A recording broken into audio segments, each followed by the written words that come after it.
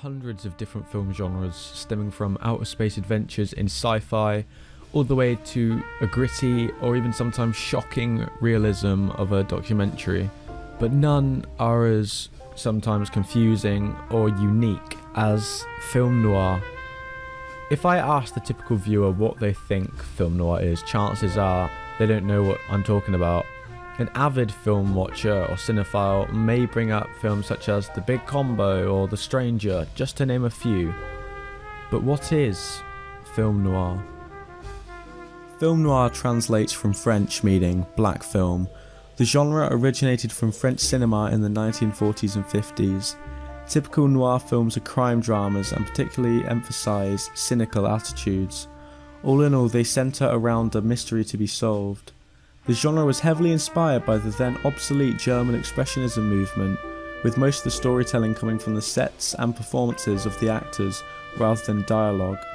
Although nowadays film noir as a genre has died down in popularity and has almost disappeared, it still inspires media today with films like Sin City, Seven, Pulp Fiction, and even video games like LA Noire, drawing inspiration and stylistic choices from the genre.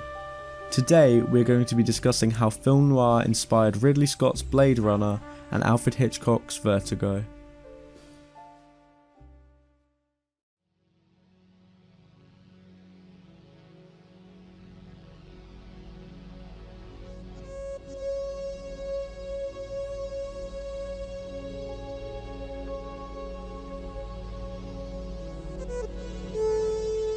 In 1982, Ridley Scott released his fantasy sci-fi epic Bladerunner.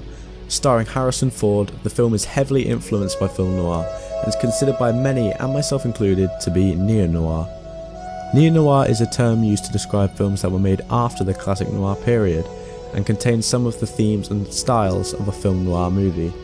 A large number of films fall into this category, with a consistent output of neo-noir films being released every decade from the 60s all the way to the 2000s.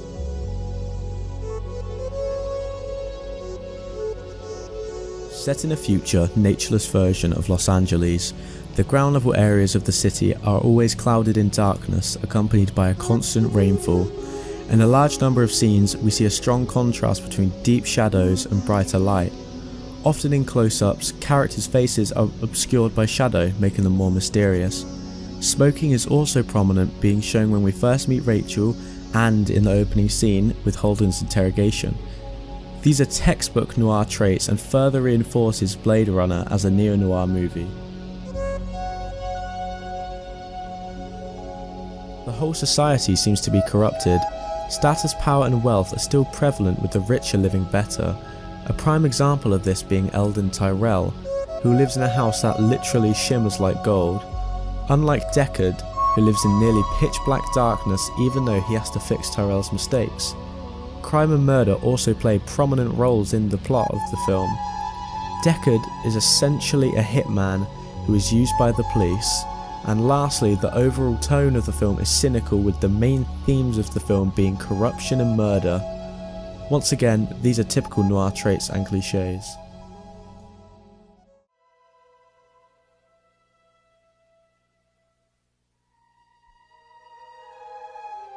Vertigo is a thriller and romance film released in 1958. Directed by Alfred Hitchcock, it is one of his most critically acclaimed films. It's a story of obsession, manipulation, and fear that is definitely inspired by noir.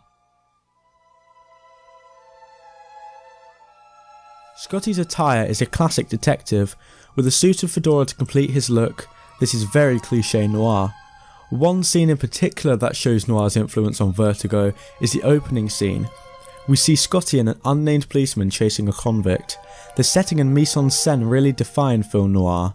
The chiaroscuro lighting, the dark nighttime city, and the themes presented throughout the scene are very noir, with the police chase and crime setting fitting very nicely into the film noir genre.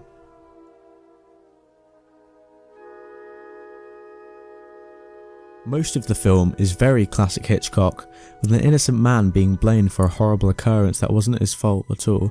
This is almost cliché. But halfway through the film, it veers into film noir.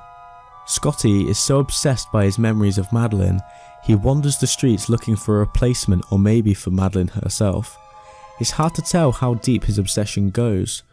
The film goes from being about romance to being about obsession, manipulation and fear. Very noir indeed.